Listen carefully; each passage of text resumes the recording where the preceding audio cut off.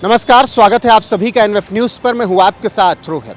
22 अप्रैल 2025 कश्मीर के पहलगाम में जिस तरीके से आतंकी हमला हुआ उसमें 26 लोगों की जान चली गई।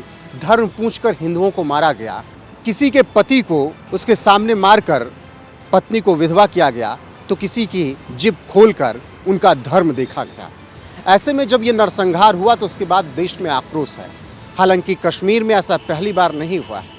22 अप्रैल 2025 से पहले भी कई ऐसी तारीखें रही हैं जब हिंदुओं पर अत्याचार हुआ और आतंकियों ने हिंदुओं को मारा।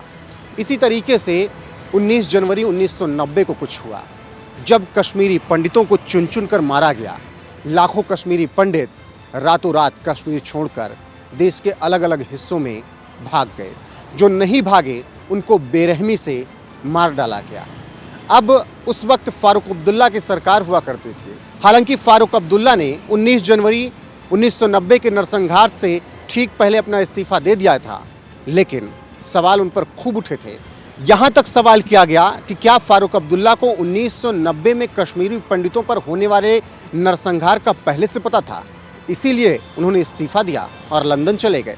ये तमाम बातें हुई एक इंटरव्यू में, और इस इंटरव्यू में जिस तरीके से फारूक अब्दुल्ला ने कहा मेरे कार्यकाल में हुआ तो हुआ, अब जब उन्होंने कहा हुआ तो हुआ, इस पर भी बवाल छिड़ गया।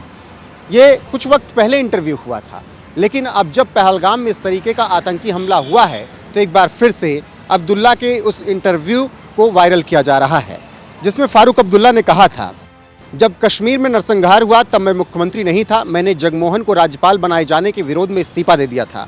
अगर मुझे पता होता कि 19 तारीख को क्या होने जा रहा है तो मैं भारत सरकार को बताता। मैंने हिंसा के बारे में सरकार को आगाह करने के बाद इस्तीफा दिया। मेरे 1500 वर्कर मारे गए। मस्जिद से निकलते ही गोलियां मारी गई। विधानसभा पर हमला हुआ जिसमें 40 लोग मारे गए। आतंकी विधानसभा में मुझे ढूंढ रहे थे। मेरे कार्यकाल में नरसंहार हुआ तो हुआ, क्या करें। अब जब फारूक अब्दुल्ला ने यह कहा कि हमारे कार्यकर्ताओं को मारा गया, अब मेरे कार्यकाल में नरसंहार हुआ तो हुआ, अब क्या कर सकते हैं, इस पर उस वक्त खूब विवाद हुआ। और अब फारूक अब्दुल्ला के उसी बयान को एक बार फिर से वायरल किया जा रहा है और कहा जा रहा है कि जो लोग आज रहनुमा बन रहे हैं, जो लोग ये चेहरा दिखा रहे हैं कि वो दुखी हैं, उन लोगों की असलियत क्या है। फिलहाल ये एक सोशल मीडिया पर चल रहा है। बाकी फारूक अब्दुल्ला के उस कार्यकाल में किस तरीके से कश्मीरी पंडितों को मारा गया था, ये तस्वीरें, ये बातें आज भी हर एक के जहन में ताज़ा है। किस तरीके से कश्मीरी पंडितों का नाम देख देख कर उन्हें दर्दनाक मौत दी गई थी, उसकी बातें समय समय पर होती रही हैं। आतंकवाद का सफाया वहाँ किया जा रहा है, ऑपरेशन ऑल आउट चल रहा है, फिर भी कुछ ऐसे लोग हैं जो ऐसे पहलगाम में लोग थे जिन्होंने आतंकियों को मदद की, वो कश्मीर को शांत नहीं होने देना चाहते हैं।